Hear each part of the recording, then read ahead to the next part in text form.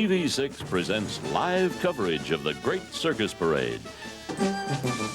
Good afternoon, everybody. I'm Mike Miller in downtown Milwaukee, along with 600,000 or 700,000 other people to bring you the Great Circus Parade. Along with me, my partner, Nancy Chandler. Lots of smiling faces here today, Mike, and there are lots of people as well. The weather's cooperating, a very brisk breeze, but we won't complain about that because we have sunshine. It's nice. Along with us today to help you describe the action for the Great Circus Parade, TV6's Jill Geisler is with us, and nationally known circus expert Fred Fenning, who knows everything there is to know about the circus wagons and most of the circus things you'll be seeing today.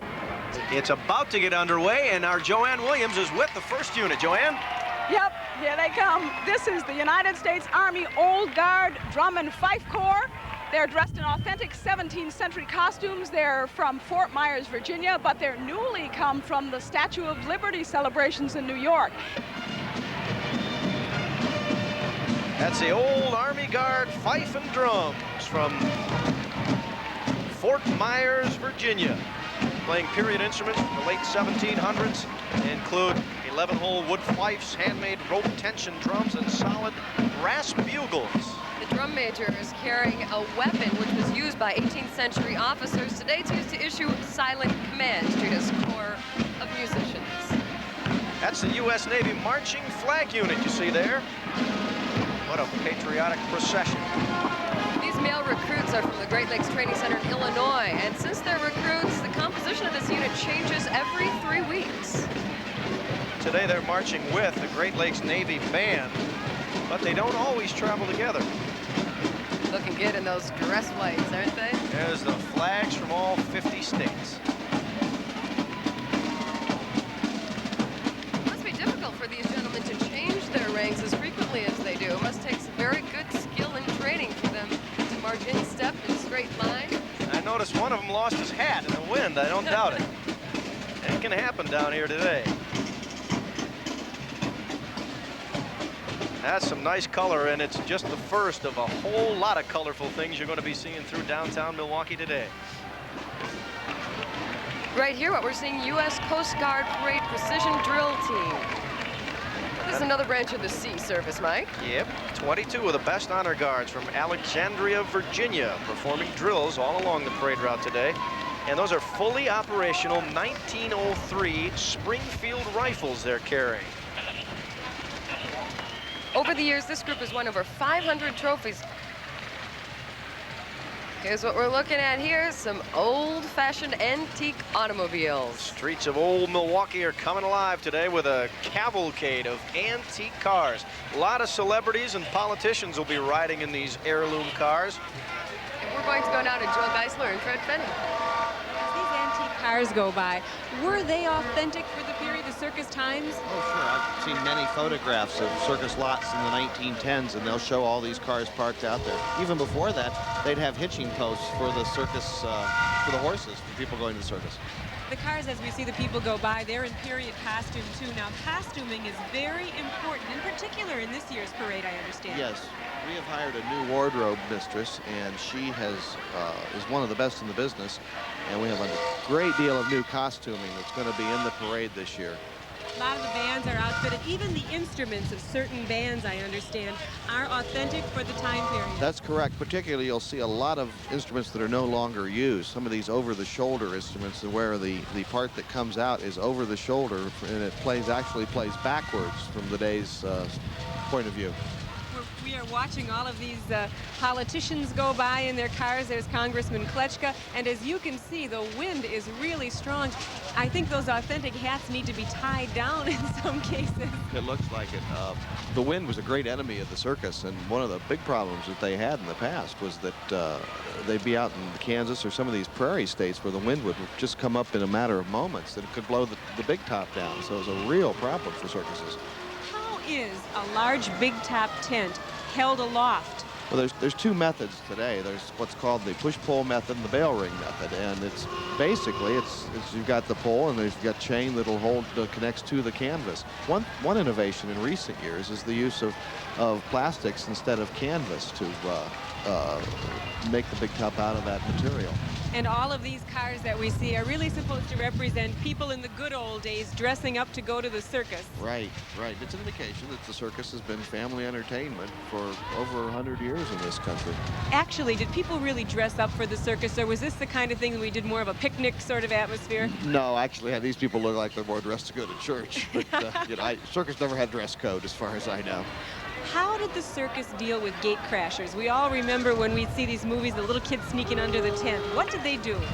Well, often they beat them up. Oh, no. Circus has always dealt rather harshly with interlopers, but also, there are a lot of cases that are on record of circus people seeing some kid trying to sneak under and then letting him in. You are looking at an old-fashioned police wagon. Now, let's be honest, the police sometimes cracked down on some of those circus types, didn't they, Fred? Yes, they did. But on the other hand, a number of circuses would hire the Pinkerton firm to keep people, the cheats and the con men, off the lot. So it worked both ways. Well, this is the Milwaukee Police Post 415 of the American Legion. And heading up this group of six is 74-year-old Gus Bergman. He's the guy with a handlebar mustache there. He's waving at everybody. Coming up next, high wheelers, Fred. Yeah, these were, I suppose people rode bicycles to the circus. I've never seen a photograph of one like this. But in the 1880s and 1890s, there were a number of acts that the people would ride these bicycles around. Bicycles became popular in American culture at this time. Now, these are the wheelmen. They're 25 to 30 bikers. They have 600 members nationwide. They range in age from 4 to 70 years of age. And you can tell the state they're from by the color of their uniforms. The Wisconsin bikers are wearing red and white. Michigan representatives are in blue, and the gang from Illinois is in lavender. But all those costumes represent outfits worn in the late 1800s. You can see they're having a terrible time trying to go against the wind. Just one poor little girl's having an awful time. Oh, gee. They tell us that it is not all that difficult once you are atop that bike, that it's actually easier. It's the mounting of the bike that can be difficult. Mm-hmm. Not unlike the trapeze act, is it? Yeah, or getting on stilts. You'll see later in the parade we're going to see a clown that's on some very high stilts, and that's, the hardest part on that is getting on and off. Actually, there are clown colleges, are there not? Certainly are. The Ringling Brothers Barnum and Bailey Circus runs a clown college in Venice, Florida, that I think they take about 60 people a year, and they don't. The only thing they guarantee is if you do a good job there, that they will offer you a contract with the show the next year, and they reject many more applicants than they're able to take. There is so much travel involved with a circus. What is an average number of dates that a circus would play? Well, that's a little bit of a difficult question to answer today, but a circus that, like the Karsten and Barnes show that was appeared with us down on the lakefront, they'll start their season in late March or early April, and then they'll run till October or early November. In their case, they'll move every day, 60, 70, sometimes 200 miles a night. It's a real grind. We feel badly about the bad weather for the circus down at the lakefront, the Coachards grounds. We hope that picks up now that weather has turned a little bit I hope so. Nice. We were all sitting there yesterday morning. It was just pouring. I felt like we were, waiting to see an arc come in. It was pretty rough. Let's go to Joanne Williams out in the crowd. Yep, we're sitting out here waiting for the second half of the main part of the parade to start. What's your name? Marge Marinowski. When did you get here? 9 o'clock last night. Are you tired? A little bit, but I think I've got enough adrenaline flowing, and this is so beautiful and exciting. There's no way that I feel sleepy right now. No way in heck. Now, is this where you originally put the lawn chair, or did you move back, or did you have to shift? I was out on the curb until approximately 7 o'clock this morning, and I heard a chair squeak and go to the front of the line, and everybody went like a bat out of heck and got up here, and there's no way I was going to miss out. Well, you're not going to miss anything from this vantage point. We are at hoof level, right? Absolutely, and everything so far has been just gorgeous and fantastic. Worth the wait? Absolutely, and I'd do it again. I haven't seen this since the 40-horse hitch. and I'm so glad that I stopped this time, and I'll continue to do so. Well, I'm going to stay here with Marge. I'm sitting on the cooler for a few minutes, and we'll watch for the beginning of the second half of the parade. We've got great seats, so we'll stay right here for a while. Great. And we're going to get a look at the introduction wagon now of this parade. I understand there's a little problem with this wagon, and that's why we had a bit of a delay. There was a broken hitch, I guess, on the introduction wagon, and so it caused a couple minutes of delay. But that's John McCullough driving this 1890 Schlitz beer delivery wagon. This wagon is solid wood and weighs 4,000 pounds. It was featured in the original Schlitz Circus parades when it belonged to Schlitz. Then Schlitz was purchased by Stroh's. John bought this wagon. And the wagon is drawn by John's Belgian horses from that farm he has in Cedar Grove. They're veterans of several parades this summer, and Mr. McCullough had to have a special trailer built just to transport the wagon to the parade. The 5th Wisconsin Volunteer Civil War Fife and Drum Corps. Their instruments are authentic, but the costumes are reproductions. Color guard carrying 3 state flags. American flag, 5th Wisconsin flag, the Jefferson Davis flag. And they're playing Johnny Comes Marching Home, the Battle Hymn of the Republic, Dixie Marching Through Georgia, and Tramp, Tramp, Tramp. Let's give them a listen.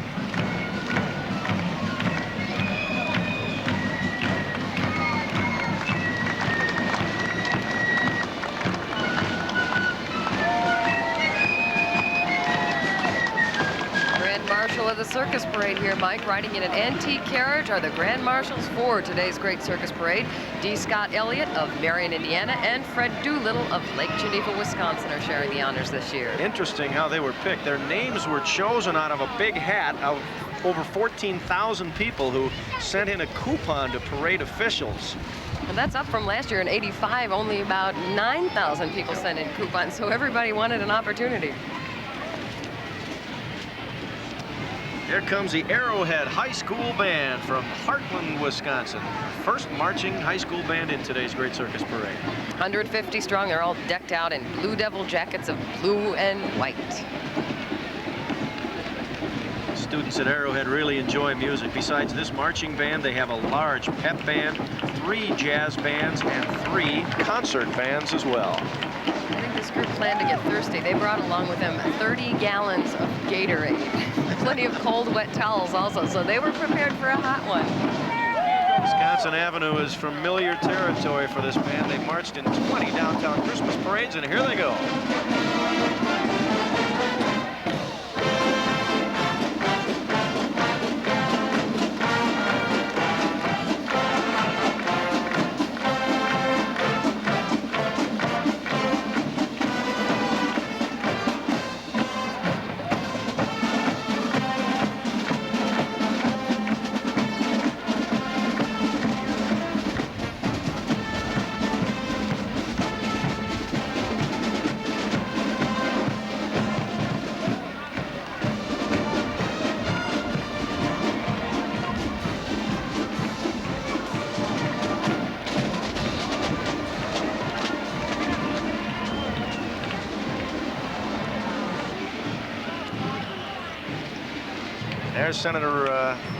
There's Senator Robert Kasten.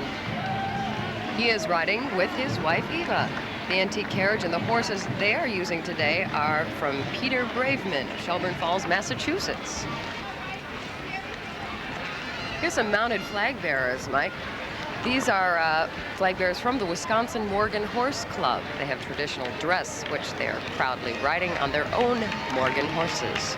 The club is made up of families mostly in west central Wisconsin. They are breeders, owners, and obviously lovers of Morgan horses. Morgans are a registered horse in the United States. They're noted for strong, sturdy frames.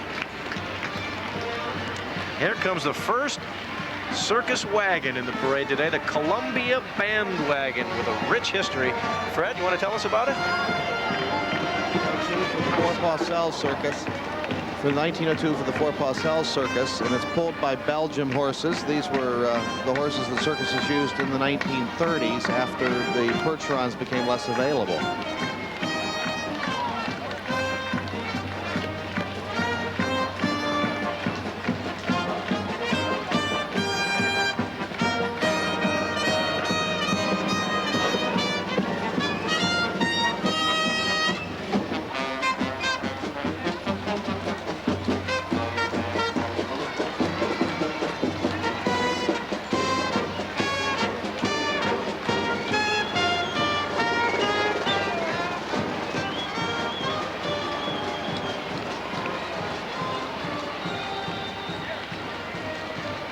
Now, while this doesn't look exactly comfortable, it is proper, Mike. Side saddle ladies of the ring.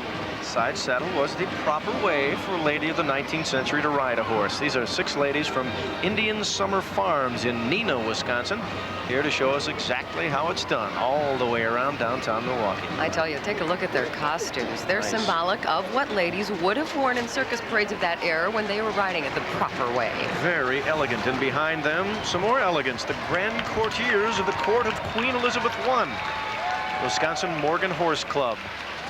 Again. Now, these women are depicting the mounted court of Queen Elizabeth II. Here we go, Budweiser, Clydesdale, Hitch and Wagon. The Take a look at those famous horses. ones from the commercial. 8 of the famous Budweiser Clydesdales are here at the Circus Parade. They're pulling a bright red original 1903 Studebaker wagon. Mike, the Clydesdale's history with Budweiser goes back a long way. Back in 1933, the company purchased a team of Clydesdales from the Wilson Meatpacking Company. From that time on until the present, Clydesdales were used by the world-famous brewery for promotional purposes. An impressive sight. Gorgeous horses. And they're not all of those horses are eligible to join this team. Even not all Clydesdales. They have to be a rich red-brown color. They have to be at least 6 feet high. They have to weigh a ton. And here's another wagon, the Temple Tableau, beautifully painted in colors of blue and gold. This came to the Circus World Museum from the Sir Robert Fawcett Circus of Northampton, England. Yeah, this was a one of the women that's riding there is Barbara Woodcock, who is one of the premier leopard trainers in this country. And in the 19th century, a lot of circuses featured this. In fact, the Burr Robbins Circus out of Janesville did it for a number of years. Here is the Schlitz bandwagon. Some more tunes, Mike. The Schlitz bandwagon is often referred to as the last bandwagon. It was the built- last traditional circus wagon to have been built. Built in the 60s, especially for Milwaukee Circus Parades, which were at that time were sponsored by the Schlitz Brewery. The Eline family paid for the restoration of this wagon as a tribute to Robert Eline, who headed Schlitz during the parades of the 60s and the early 70s. Now, when this was in the earlier parades, this was pulled by 40 horses. It was a tremendous sight. Today, 8 Belgian horses from Madsen Farms of Webb, Iowa. Mike, one late note here. This wagon was designed by Milwaukee architect Russell Zimmerman, and the wood carvings were done by a Waukesha resident, William Thalmeyer. This is the Kangaroo Tableau wagon. Originally was a cage wagon used by the Ringling Brothers Circus in the 1890s and 1900s. Ringling later sold the wagon to Golmar Brothers, who were first cousins of the Ringlings. You got a good shot of the kangaroos painted on the side there. This is the Hagenbeck Wallace 3-arch cage wagon. 3 compartment cages are constructed to handle performing wild animal acts. Yeah, these was part of a group called the Corporation or Curtis cages. Thing to look for on here, look at the size of the wheels and the size of the undercarriage. These things were way over-engineered to handle the grind that would come from loading and unloading this on a train every day and for traveling in the parades. What do they have in between those partitions, Fred? Those are separation bars so the cats don't get into it with one another. Now you'll notice in the front, I don't know if we can see it now, but on the front those would be lined in and brought in to the big cage in the center ring. So they'd go directly from this wagon into the arena to perform. Wow.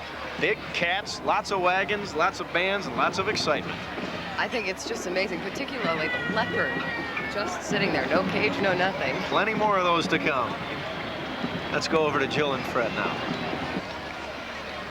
The next wagon is Howe's Circus Cage Wagon. Yeah, this is reflective of the wagons that were used on smaller shows. And again, you've got a tiger in there from the Carson and Barnes Circus. He looks like he's having a good time today. Wagon is 14 feet by 8 inches long, 7 feet 7 inches wide, 10.8 high, and it weighs 2 tons, Fred. No, that's right. The next one is the Circus Tableau wagon. Yeah, this is from the Golden Brothers Circus and is making his first appearance in the parade this year. This was owned by Ken Maynard at one time. Really? Yeah, in 1936 he had his own circus out, and it failed after 2 days, I believe. And he joined. By doing that, he joined a long list of other movie cowboys who tried to make money in the circus business and failed. And the Schlitz Brewing Company helped the Circus World Museum acquire this wagon. Yeah, they were great benefactors in the 60s and early 70s. Those are some beautiful horses. Those are Percherons, and they come to us from Parker, Colorado. Yeah, they were the blue-collar workers of the circus.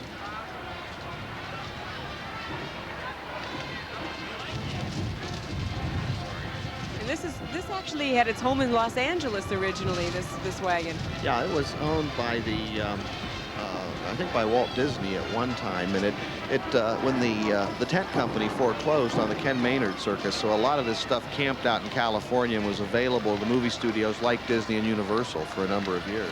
Looks better in Milwaukee, doesn't it? Yes, that's right. Here comes the Baraboo High School Marching Band. They look really sharp in their navy and gold uniforms. Rick Myler is the band director. Let's listen to him.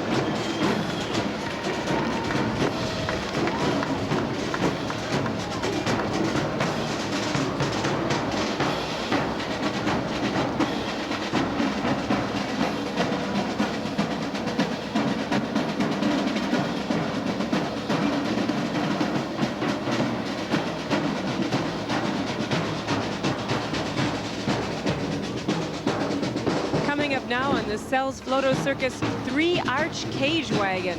Yeah, the Sells Floto Circus is rather interesting because it was owned by the Denver Post newspaper, and the way it got its title, there was a Sells and a Floto.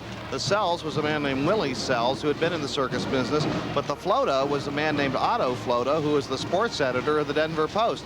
They used his name because they thought it went well with the name Sells, so that's why the Sells Floto title is one of the most famous in American history. We've got 6 Percheron horses owned by Richard Lee of Hilbert, Wisconsin. And inside we've got 3 Royal Bengal Tigers. Yeah, that's right. Again, this cage is one that was built by Bill Curtis in the 1920s. And again, the thing to look for is that heavy engineering, the heavy wood planks in the thing. This is the Great Britain bandwagon. Yeah, this is another one that was used on the Ringling Brothers at about the same time. It was part of a set that was included United States, Germany, and Russia. On top is Lee Matthews' Great Circus Band, 15 musicians from Milwaukee. It says that this wagon seats 15 musicians. It looks like it.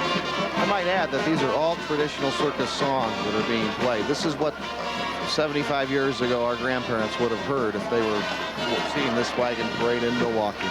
Were these wagons used to lure people to the circus? Is that the idea? This is the fanciest advertising campaign that was ever put together.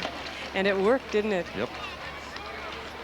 Tell us a little bit more about this. This bandwagon was actually put into storage back in the 20s?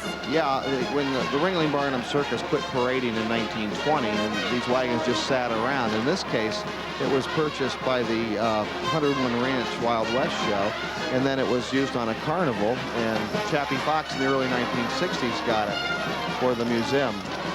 We seem to be having a little problem with a couple of these lead horses here. Looks like, I guess they're getting straightened around now. Those are some perky Percherons, I'm afraid. They're owned by Roy Fox of Lake Village, Indiana.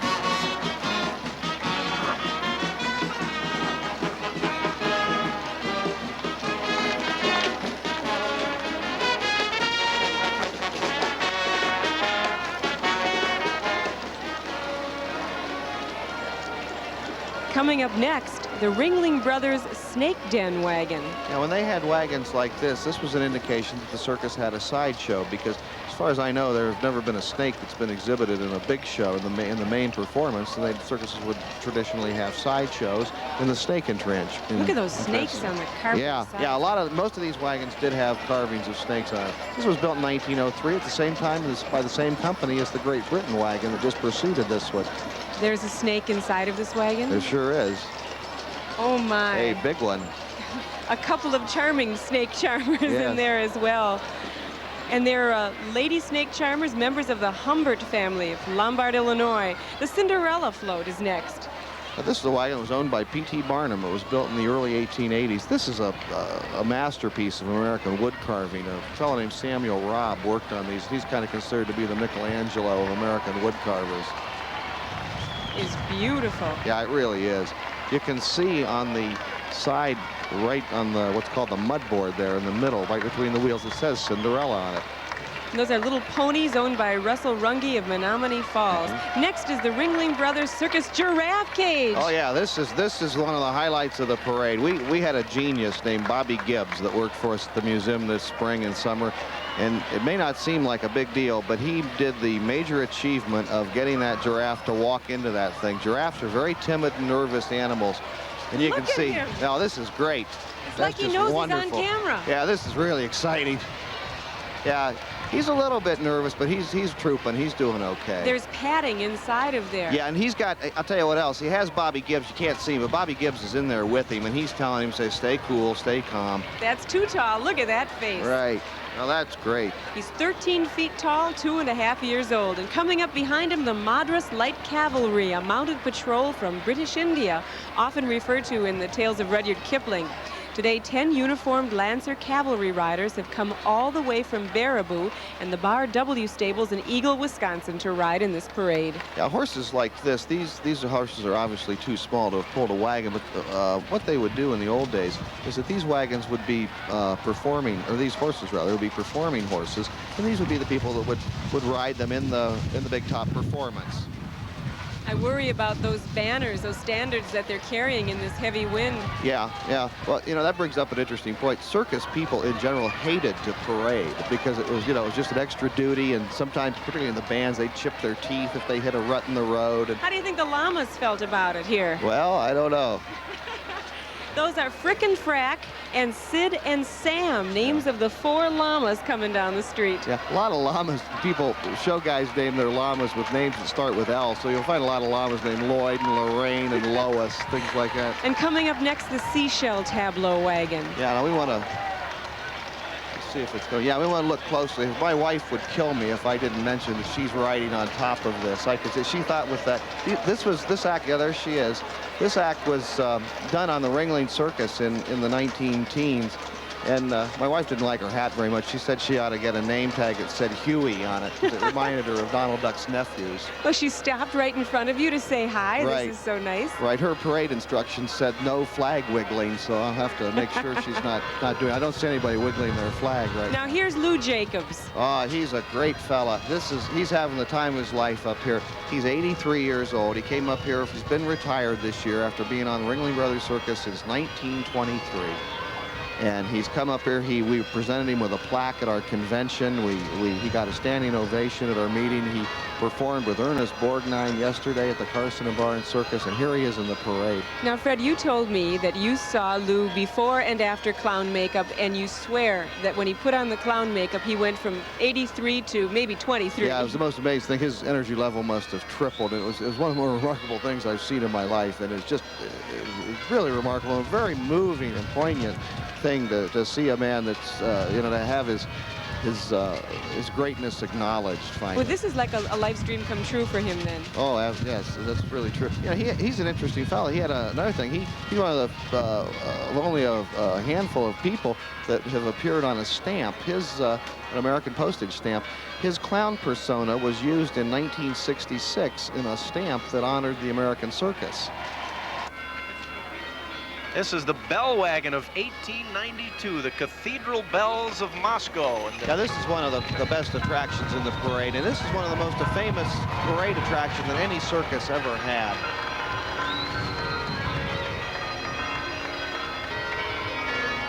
This Old Susanna was a song that was played on the show.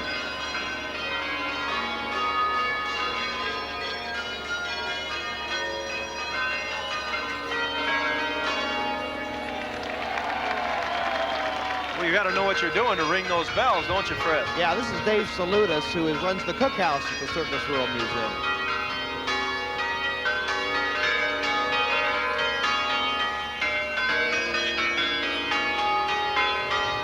There's the Sparks Sea Serpent tableau wagon. Yeah, Sparks was an interesting circus. It started in the south and it traveled along the eastern seaboard. And they paraded a little later than most circuses. They traveled and paraded up until about 1930.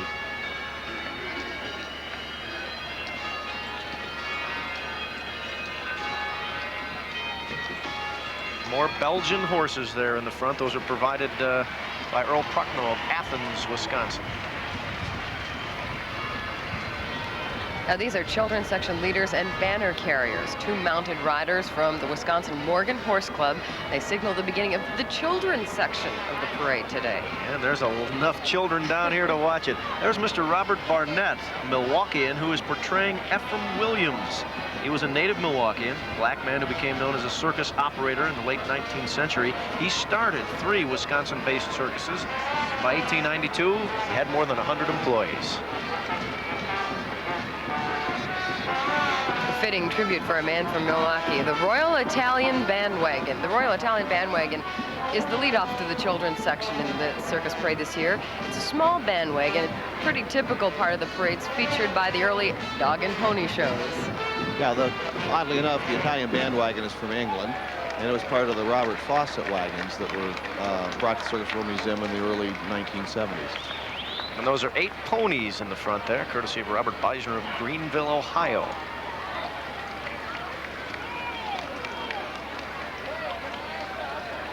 That's the Sicilian Festival Corretto there, hand-carved, hand-painted wooden Sicilian cart, dating back to the 14th century, the original ones. And these were parade and show features of circuses of England and Italy. This cart is owned by Antonio and Rosa Lopiparo. Here's the old woman in the shoe float. Looks like a child pleaser there. In the mid-1880s, the Barnum and London circuses had a series of 7 gorgeous floats built. The Old Woman in the Shoe is just one of 3, which is still in existence today.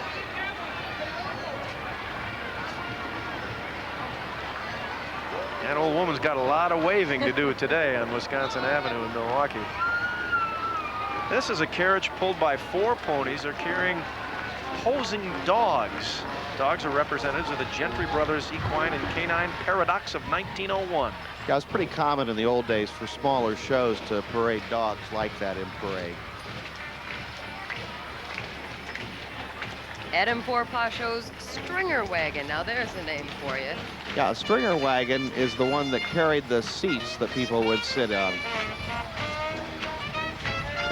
They would double in parade.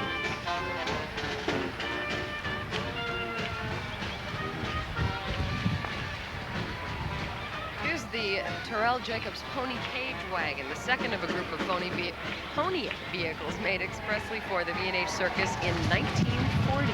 Terrell Jacobs, I guess, Fred, a famous lion tamer. Yeah, in his era, he was as well known as Clyde Beatty, and he's kind of the professional's professional. He was a real blood and guts guy, and it very well regarded in the profession. But this is a small wagon. Did you usually carry a smaller lion? Yeah, he'd put it. Well, I wouldn't. He's got a panther in there now. I think it'd be a smaller animal. These wagons were originally built. This one and some other ones were originally built. Okay, well, we'll go to the next wagon. This is the Fairy Tales tableau wagon. Little Red Riding Hood and Peter Pumpkin Eater are brought to life on that enchanting wagon. There you see him. There's Little Red and the Big Bad Wolf. Now, this was a group that were built for the Hagenbach-Wallace Circus in the 1930s. Emmett Kelly did some painting on these. Not this one, but he did that. He was very well known as a talented artist of the trapeze flyer before he became a clown. Pretty remarkable guy.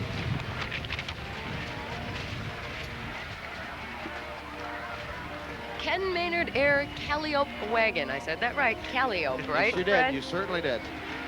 We got some calls on that last year. Webster might say Calliope, but circus people say Calliope. Right, it's Circus Day. We've got to listen to this.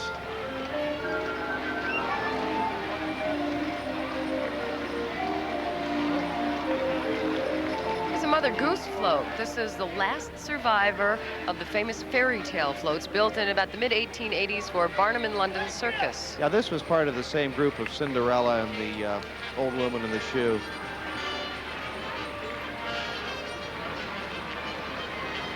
That's a beautiful wagon. Here's the French flag wagon. Tomorrow, of course, July 14th, is Bastille Day in France. And that's why this is here. Of course, we have Bastille Days currently going on in Milwaukee's East Town, too. And following that, the France bandwagon. Yeah, a number of these wagons, at one time, they started out as a horse-drawn wagon, then became a truck wagon. This one went the other way.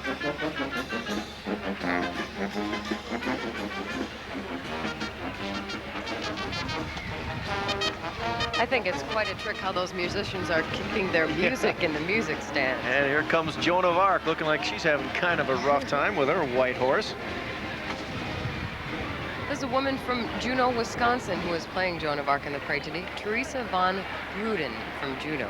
Of course, Joan of Arc was a French peasant girl at the age of 13, was believed to be under divine inspiration. And Behind here the her, mounted knights in shining armor. actually, there are the Crystal Creek Riders of Beaver Dam and riders from New Holstein, Juneau, and Baraboo. Now, this was a frequent act in circus parades of 100 years ago. 14 horses and riders portraying the armored knights of St. John's Regal Army of Royal France. Yeah, very often with these kind of units, they go back in and they'd have a little play within the circus called the spec, and they would often incorporate the equipment that would be used in the parade in the spec. Everything on the circus is double and triple duty. Outstanding costumes today, too. Yeah, and again, that's tribute to Peg Colburn at Circus World Museum. Now, would it be unusual, Fred, to see women in this role in circus? I'm sorry, I couldn't hear your question. I'm wondering if it's unusual to see women in that role in the circus. Yes, it would have been traditionally. It was a much more segmented and segregated situation back then. This is the golden age of chivalry wagon. Fred, what can you tell us about that one? Well, this is one of the all-time classics. It was built in 1903 for the Barnum and Bailey Circus. It was only used a couple of years because it can't haul very much, and it just wasn't a very practical wagon to use. I'd like to add, while we're on this, is that the maiden up there is the president of the Circus World Museum Board of Directors, and she was originally asked to be the old woman in the shoe, and she said nothing doing, so they put her on this one then. Now, my notes say here that after they built this, they found out that the long necks of those dragons could get caught in telephone and power lines as they went down the street. So they had to shorten the necks. Yeah, they did. So there were 13 wagons that were built in 1903 for the Barnum and Bailey Circus, and they had nothing but trouble with them after they got built. Sometimes it's called James A. Bailey's Folly. The Llama Legion is passing us by right So many colorful sights and sounds in this year's circus parade, and I think that the crowd is responding very enthusiastically. A lot of applause, a lot of cheers, and a lot of smiling faces. Several 100,000 of them. Llamas, actually, we had some llamas before in the parade, and as these pass us by, I remember reading that they do actually spit, but only once in a while, and usually when they get mad at each other. They don't normally spit at people. Some people find them to be very nice pets. Now, I don't know if I'd have room for them, but if they like them, that's great. There is actually an International Llama Association, and these llamas are from the Central States chapter of that association.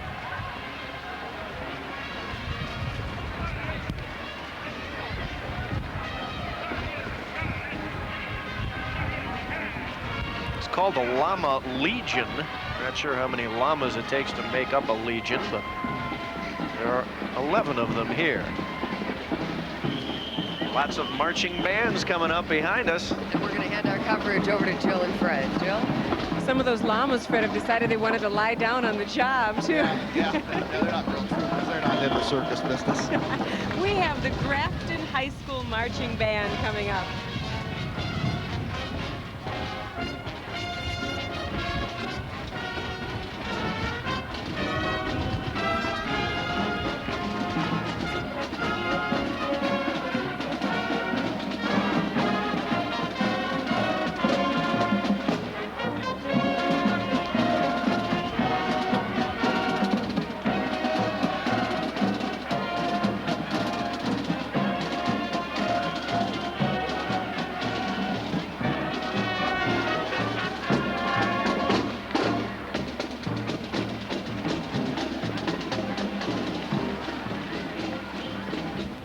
This is the Whiskers Cage Wagon.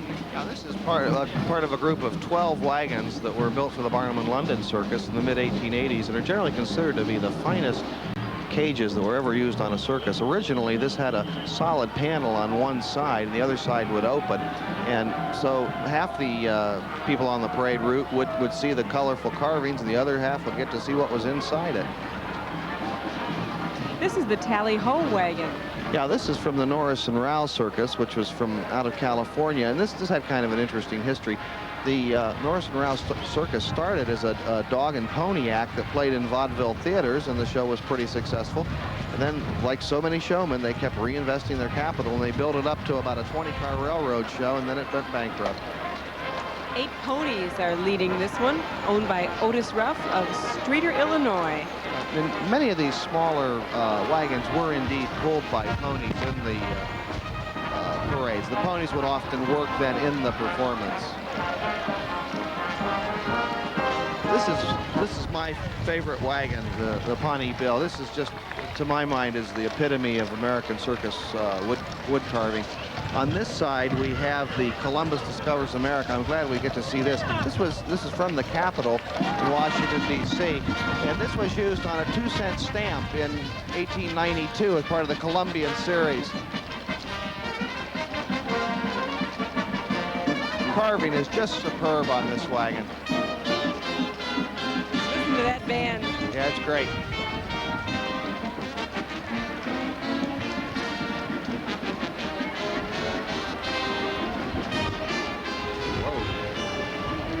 The Art Zen Circus Parade Band. Look on the back there. See how that's carved on all 6 sides. That's a good shot of it.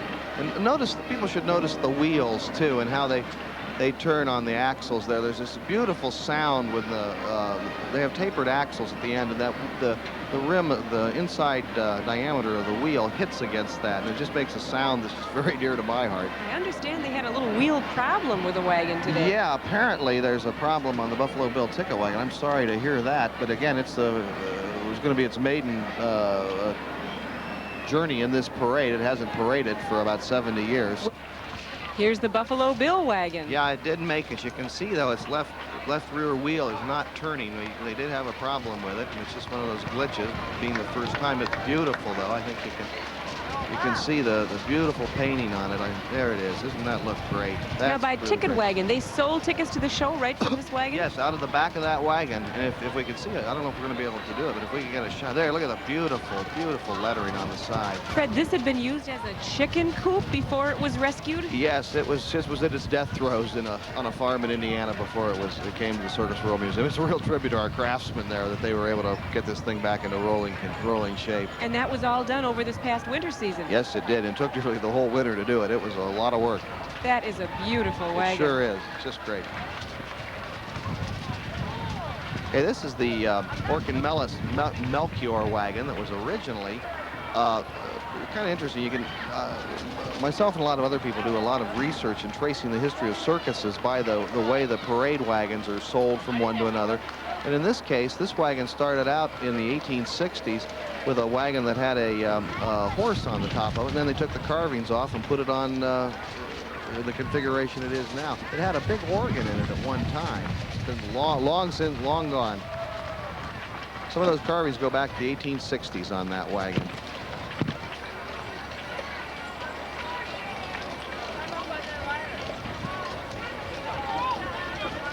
And we have Native American Indians on top. Many circuses featured Native Americans as part of their performance, or doing other things in the circus.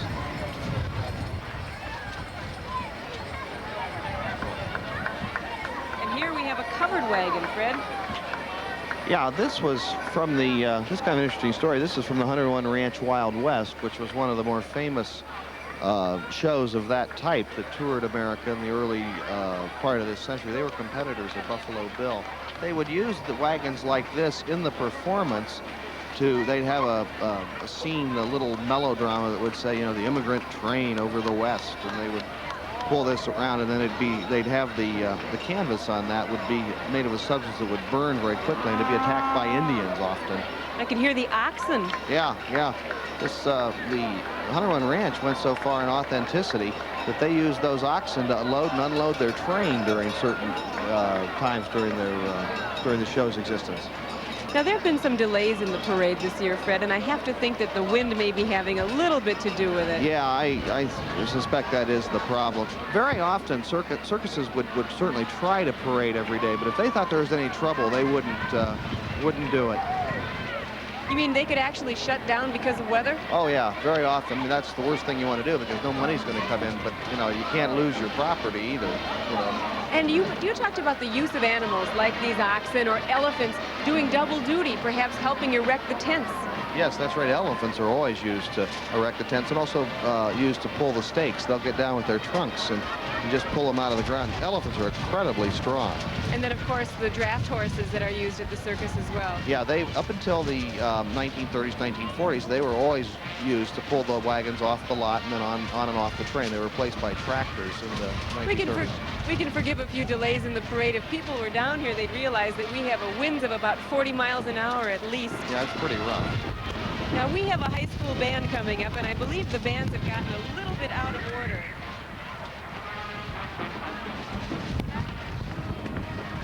South Milwaukee Senior High School Marching Band. Circuses did have marching bands, but generally they would ride on top of the wagons. And then they wanted, just like a Pied Piper, to get all the people to follow them back to the circus grounds. Yeah, that was the intent.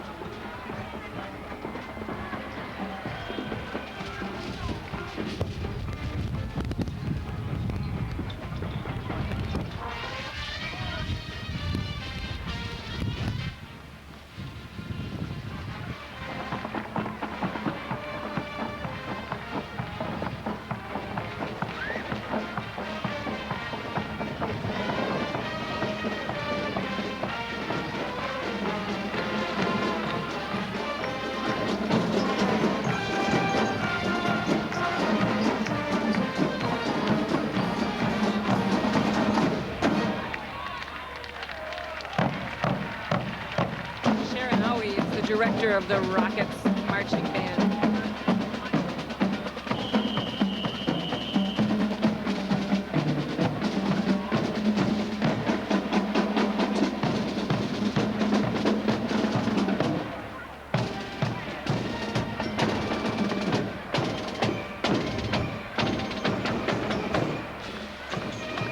Circus bands would never be this big. This is exceptionally large for They wouldn't pay that many performers, would they? No, that's right. We have Wild West riders. Yeah, this would be a feature that you would see more on Wild West shows, although a number of circuses would feature the aspects of Wild West shows very often as an after show for which they charge more money. These are the mounted equestronauts of Milwaukee. Those are not exactly turn-of-the-century costumes, but no, I'm afraid not. maybe next year we'll get your costume department to work Yeah, she on couldn't. that one. Yeah, she was only able to recostume about 20% of the stuff in the parade. She figures it's about a 6-year agenda. This is the picture frame cage wagon. Yeah, this was something that was started out on the Frank A. Robbins circus in the early 1910s as a kind of plain wagon, and it got out to the Walt Disney Studio, and they put, I guess, what you call the Disney touch to it, and it's come out to be an extraordinarily fancy cage. Were these used in movies like Toby Tyler, the circus movie? Yes, as a matter of fact, this one was used in Toby Tyler, and it was. Oh, they're really moving along here. This is great to see that. Wow, what a clip. Yeah. Listen to the crowd. They love it. Yeah, they appreciate it. Those are 6 Clydesdales owned by Robert Clay of Toma. This is the Beauty Tableau wagon. Yeah, this was used on the Christie Brothers Circus in the 1920s. Bill Sanders, Basin Street Saloon Band playing aboard.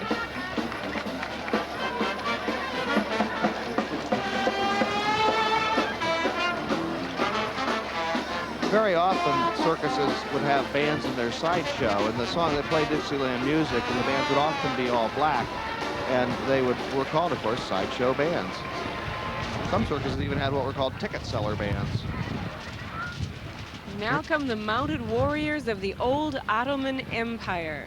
Now, this is another group that would have appeared in Spec, and you know, they might have had a a play that would take part during the circus or before or after the circus performance. This is very popular around the turn of the century. Hope people have color TV here. We're looking at vivid oranges and greens. This is the Wisconsin Horse Owners Association, also known as WHOA, Yeah. W-H-O-A. Yeah.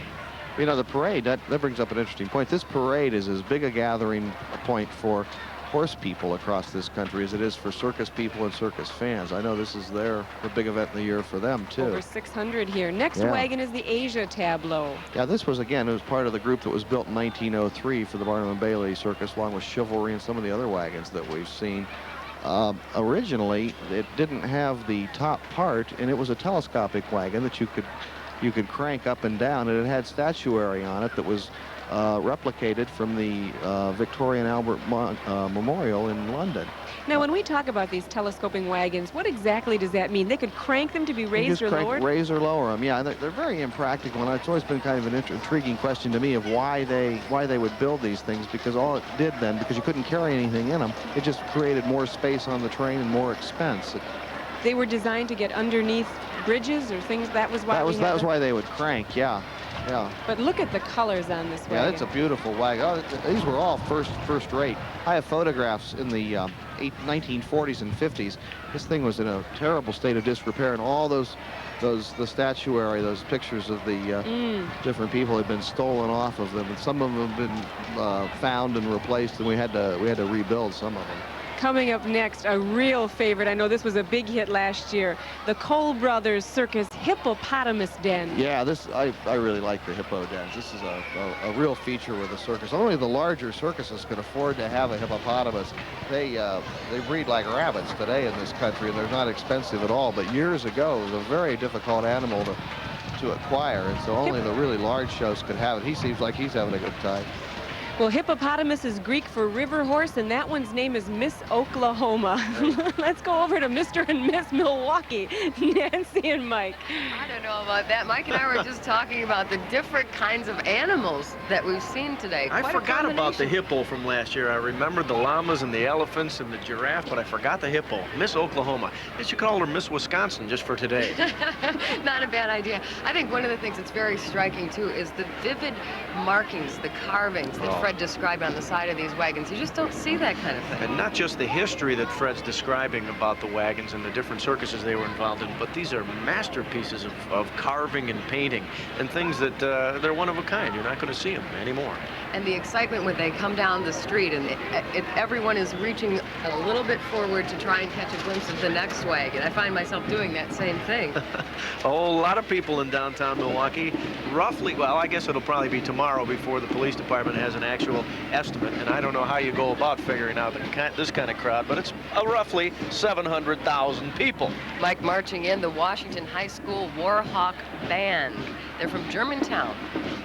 Blue and gold, 60 band members. They'll be performing the Billboard March in today's parade. A lot of music going on at Washington High. 3 concert bands, a jazz band, a polka band, and of course this great sounding marching band. The reason this song is called the Billboard March is it's named after the Billboard magazine, which was the trade journal for the circus in the early part of this century.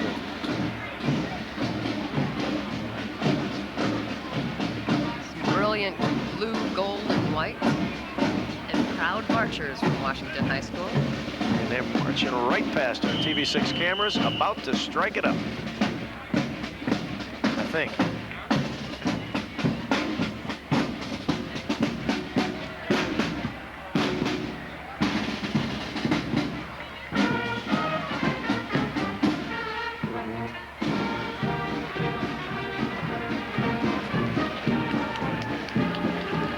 Mr. Miller, tell us who this person Well, is. I'm not related to him, but this is Mr. D.R. Miller. Fred, maybe you can tell us he's about a legend in the business. This is his 50th year as an owner of a circus. He was on the train earlier coming down here from Baraboo, and he and his wife were sitting in the back. He never owned a railroad circus, and she turned to him and says, well, this is what it would have been like if you'd had a rail To make show. it clear, he is president of the Carson and Barnes Yes. Circus. This is Howe's Circus Cage Wagon. Built in, what, about 1910? About 1910, 1915. That's Pat White from the Carson and Barnes Circus, and she's got the Liger in there. He's half tiger and half lion. And that came from Walt Disney and was given to the Circus World Museum a little while ago, 1962 to be exact. Never heard of a liger before. His father is a lion, his mother was a tiger. That makes him pretty rough overall, probably. The opposite of that is, I think it's called a tigron. These are mounted performers of the Circus Big Top.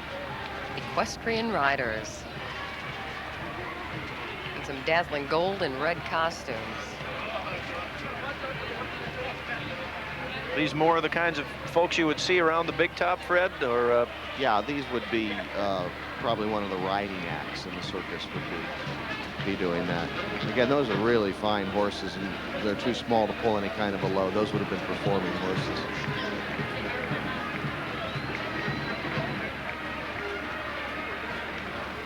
The tunes in the background, here they come, Brookfield Central High School Band. 75 strong, dressed in colors of Columbia, blue, midnight blue, and white. Brookfield Central, an active musical school, the Marching Lancers. They had 3 perfect scores in this year's WSMA band competition.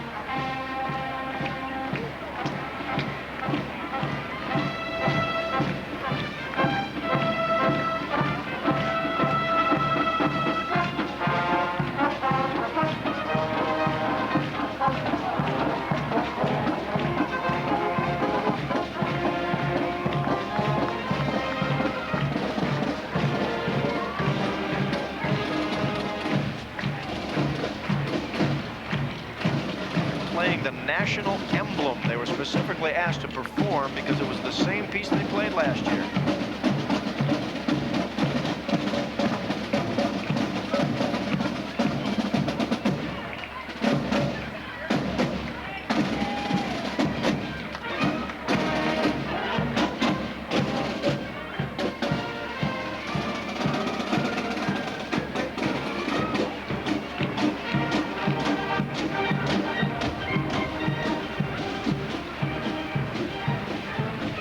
And they're coming up behind the band, the Hagenbeck-Wallace Circus 3-arch cage wagon. This was built in the early 1920s, Fred? Yeah, that's right. This is a real classic. It's, again, I hate to sound like a broken record, but the massiveness is the thing to look out for on this. These are machine carvings, too. Got some bears in there today. Yeah, yeah. You know, we have some bears at Circus World Museum this year, and we got them in the cage.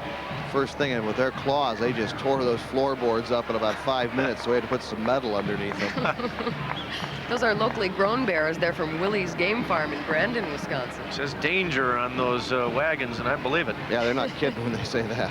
Here's another telescoping tableau wagon. Yeah, this is another one of the English wagons, and again, look at the ornateness of this, and also the boxiness of it. This, to someone like me, I can spot.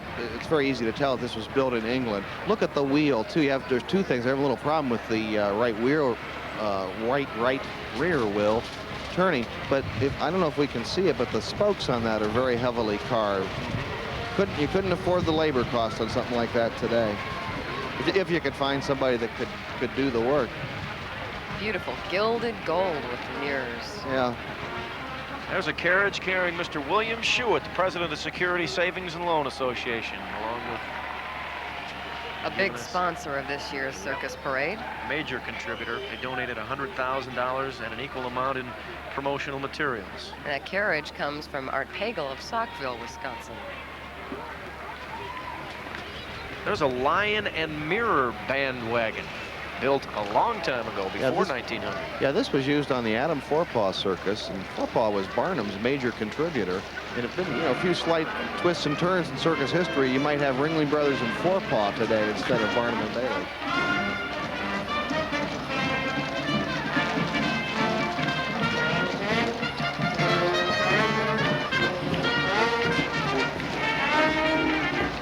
That band is the old Mapleton Circus Band from Oconomowoc, Wisconsin. All right. Mike's Native hometown. town, you betcha.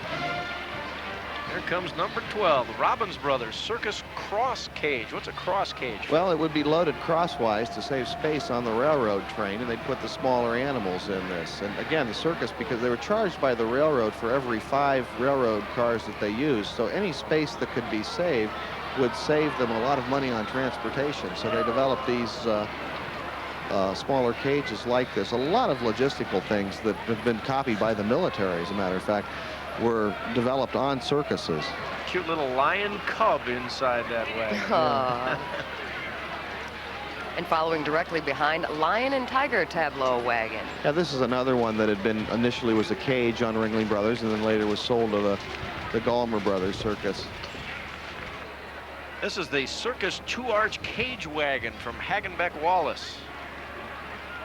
Fred? Again, this is one of those Curtis cages that we've seen quite a few of.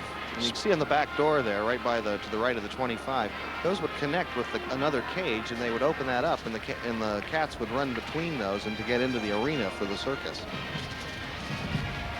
Look how wide that is. You get a good idea of how the width of these wagons. Those are specially constructed to handle the fighting lion acts. This is a tape now. We didn't want you to miss this one. We were having a commercial at the time. Walter L. Main Circus band organ wagon. Yeah, this originally had a Calliope in it. There's a buddy of mine, Johnny Marietta, and they put a band organ in it. You know, you associate band organs mainly with carousels, but Circus did carry them too. There's a good picture of it. Speaking of bands, here is the Lake Band of Milwaukee.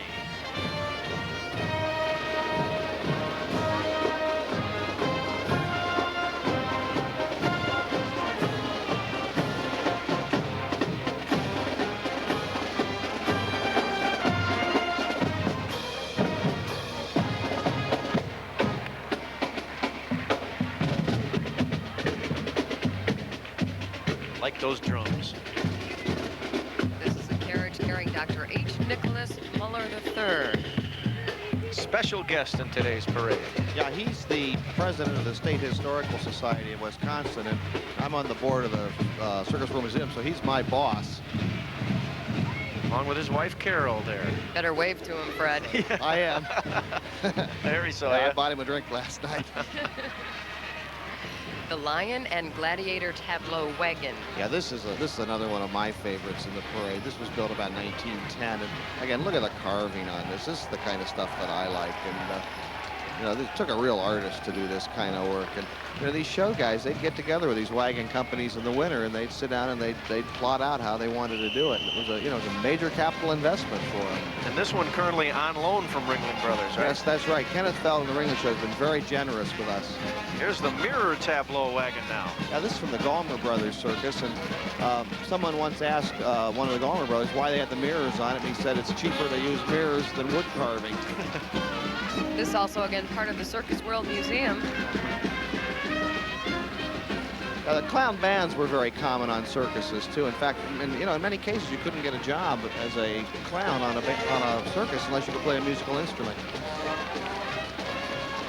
That was Mel's Circus Clown Band, and here's another clown on a cart. This is Jolly the Clown and his little pony April. Jolly's really Art Petrie. He is the 3rd vice president of the World Clown Association. That LB stands for Lemon Brothers, and this is a replication of a wagon that existed on that Lemon Brothers Circus about 1890. I think it's really a very cute feature. By the way, that World Clown Association will hold its international convention right here in Milwaukee in 1989. It's a leopard den wagon, sells Floto. Yeah, again, this is that circus that had the title was from the sports writer. Leopards are really mean animals, and they have Carol Jacobs, who we talked about earlier today, was tried to put together a huge leopard act on the Ringling Show in 1938, and even he couldn't do it. So they're tough animals to train, much more difficult than lions and the tigers. bars are so close together because the cat is so quick and could injure people. Right, and they're smaller, and they can get their paws through there. That's a good point. That's right. Here's the Barnum, Bailey, and Hutchison Circus Cage Tableau. Yeah, this is about as good as it got in manufacturing cages. It looks like we're on the solid side. I can't tell, but I suspect on the other side of this that the wagon is open, and you can see the animal that's in there. That's a beautiful wagon. Hutchison made his fortune selling Barnum's autobiography, and then he's the guy that kind of cut the deal that got Barnum and Bailey together in 1881, and they were partners for a number of years. Now some show carts, horses, and ladies of the circus ring.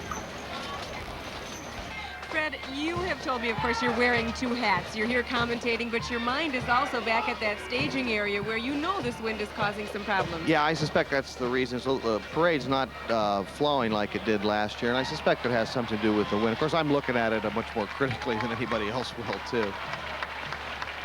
You know, you can tell by the applause that people are still enjoying it a great deal. Oh, absolutely. And now they're looking at the Star Tableau Wagon of England. Yeah, this is, again, is one of the telescopic wagons that we acquired from the Robert Fawcett Circus. You can notice on this that this has a lot thinner wheels, and the diameter of the wheels is a little bit larger. And the reason for that is they'd have to travel over muddy roads and it'd get in these deep ruts, and they would need it to get out of that. I hope that woman doesn't blow off of it today. Her name is Kathy Kivlin, and she's from La Crosse. Yeah. That's quite a perch up there, isn't it? Yeah. And those are Belgian horses who are doing the pulling. Mm-hmm. It's a beautiful wagon. These are the Knights Templars of the Crusades. Yeah, they were, again, the 1903, 1904, the Ringling Brothers Circus had a spectacular called Jerusalem and the Crusades, where they refought the Crusades twice a day, and they would have used, it would look exactly like this. This is what it would have been, except there would have probably been about 200 people doing it. Wow, these are actually 10 members of the Menominee Falls Saddle Club, and now this is the Cole Brothers Circus Shaker Chimes wagon. Yeah, there's all kinds of musical instruments that have been used in the circus, and the one we're seeing right here are basically just bells, and there's a fellow that, yeah, there you can see it, that's good. He just pulls those down to make a noise. He's a big can. This wouldn't cost as much as, say, a steam calliope. You'd see this more on a smaller circus, or perhaps being used in a menagerie or a sideshow for just for background music while the people would look at the exhibits. Let's listen. Coming up, the England Dolphin Tableau wagon. Yeah, again, this is part of the Fawcett group, and again, I'm always struck by just how beautiful the carving is, and they've really done a wonderful job with the paint jobs on these here. What we did at the Circus World Museum was to study. We'd scrape the paint down to the original layer, and then we would try to replicate that as best we could. There are an awful lot of red wagons. Is red a primary circus color? Yeah, you know, it's funny you mention that, because I've had a lot of discussions just in the last couple of weeks with people about that, and I think red has one of the longest wavelengths of any color. As a consequence of that, you can see it from a distance better than others, and I suspect that's why you have it. That's why you have stop signs are red. I think it's the same thing with circuses. Those are come hither signs in red saying follow this wagon to the parade. That's right. This is the Hagenbeck Wallace circus cart. Yeah, and again, they always have stuff like this, attraction like this in the show. This might be the premier equestrian would ride like this, and very often in these towns, the people would actually know who that was. You wouldn't have to identify it. It'd be like, like we don't have to identify Ernest Borgnine in this parade this year. You know, that might be Rose Dockrell or any number of other famous women riders from the past. This cart's being pulled by one of Harold Krieger's horses from Sparta, Wisconsin. Ooh, look at this. This is the Charging Tiger Tableau wagon. Yeah, this is one of the favorites of mine. We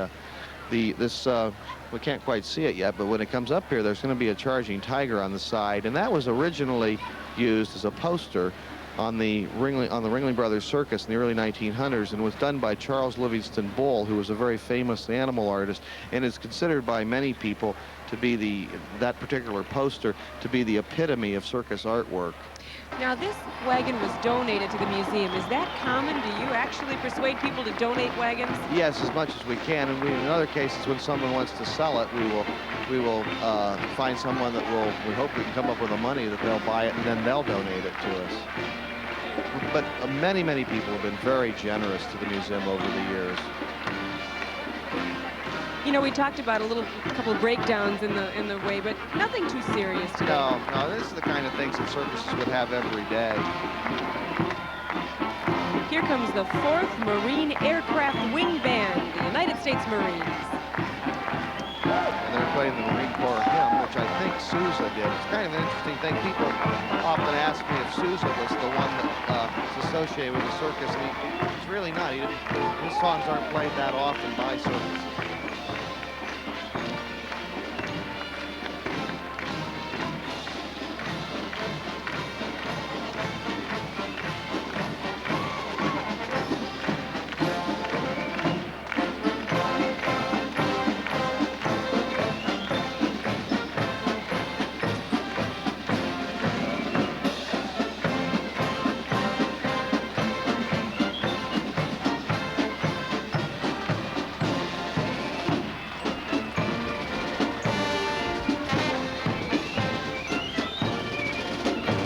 You know, Fred, people have asked if that spirit of the 4th of July is going to stay. If you listen to the crowd, they burst into applause as the patriotic Marines went. Oh, yeah, I think it's staying. And as well for Betsy Ross. Yeah, this is part of the patriotic section of the parade. This is one of, I think, 3 wagons that were never really did time on circuses and were built for the parade back when Schlitz had it in the late 60s and early 70s. 4 Percherons driven by Merle Fisher of Jefferson, Wisconsin. By the way, Betsy Ross is Carol Skornica of Madison. I think she's on the, yeah, there she is. Yeah, Carol's on the board of directors of the Circus World Museum, I think.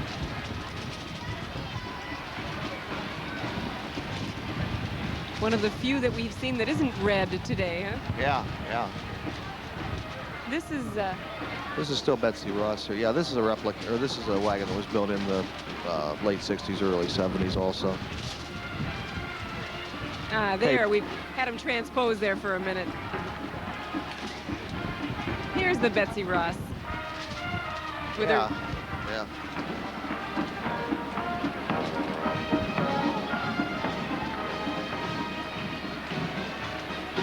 This is the Our Country wagon. Again, this is from that 1903 group that was on Barnum and Bailey, and I think you can see on here that, again, you can't haul very much stuff on this. That's why this wagon wasn't used for very long.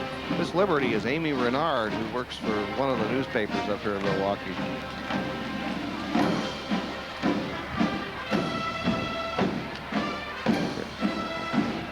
The United States Air Force Band.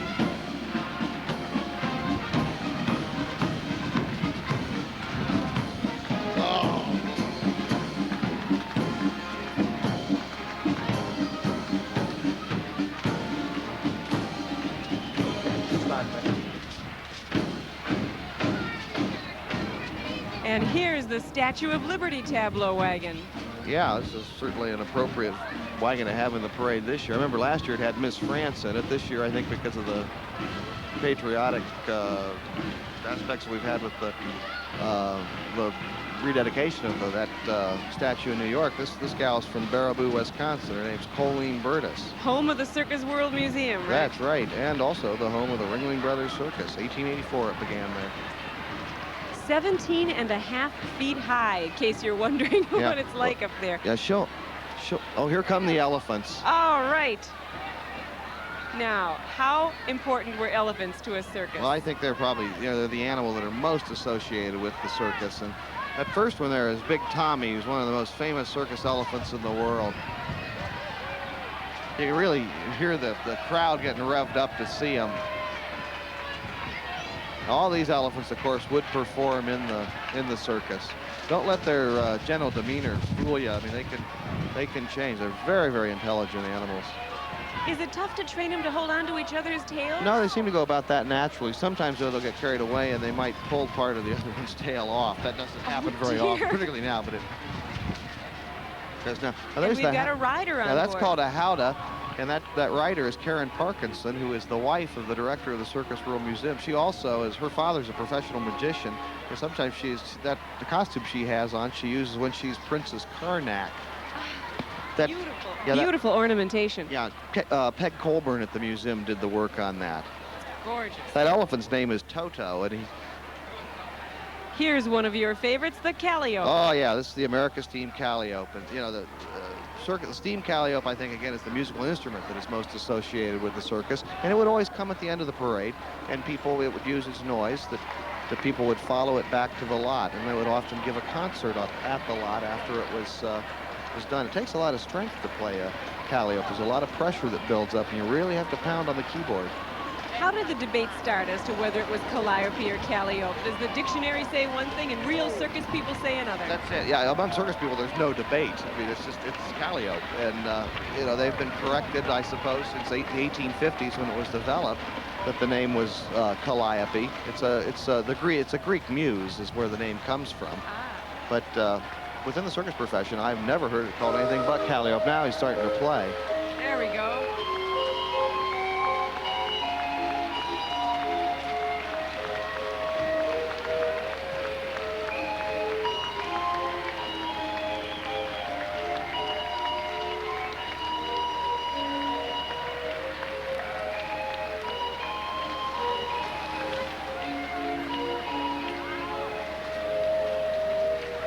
Well, this is the wagon I hate to see in the parade. The signature wagon Yeah, that means it's over. says, "Visit us soon." Built from a 70-year-old delivery wagon.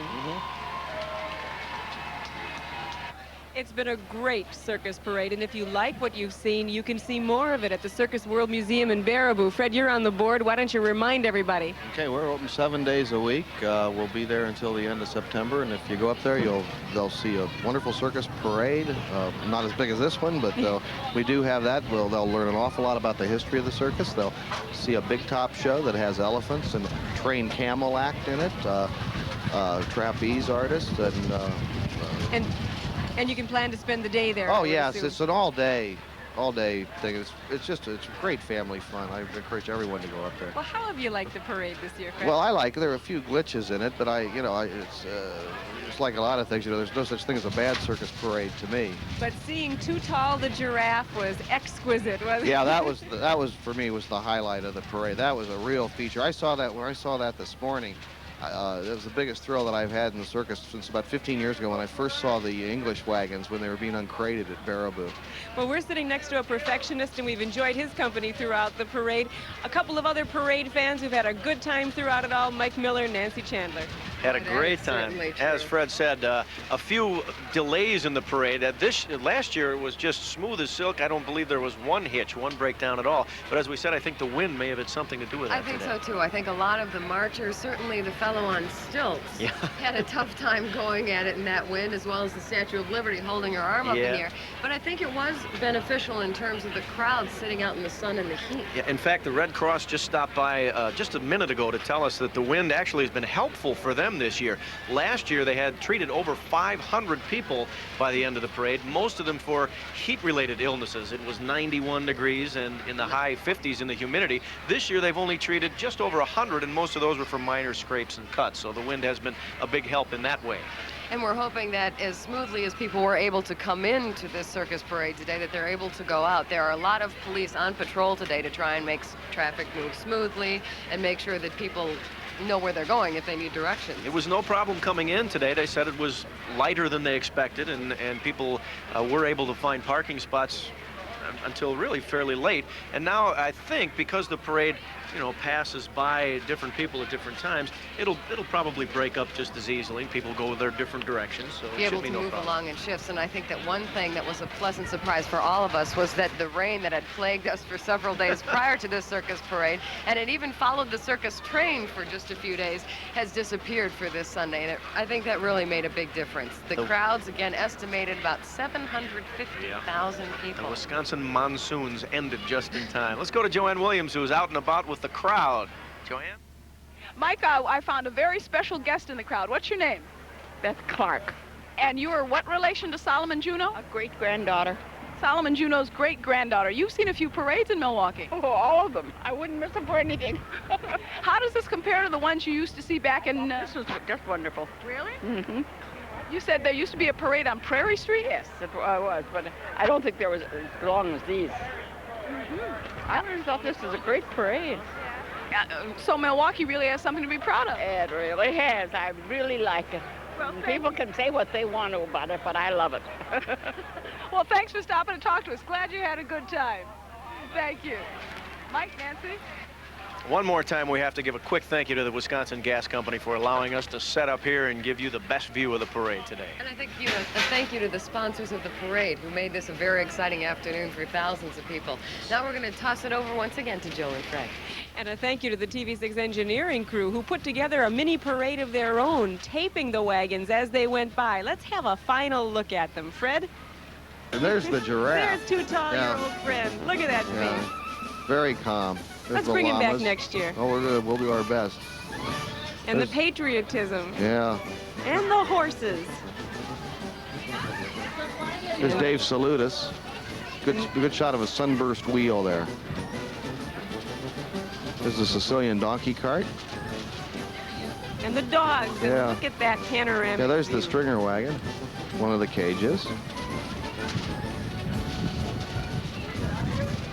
Oh, there's the Unifon wagon. Ken Maynard Wild West. Mother Goose. Old Woman in the Shoe. the French flag wagon, France tableau wagon, Golden Age of Chivalry, some more llamas.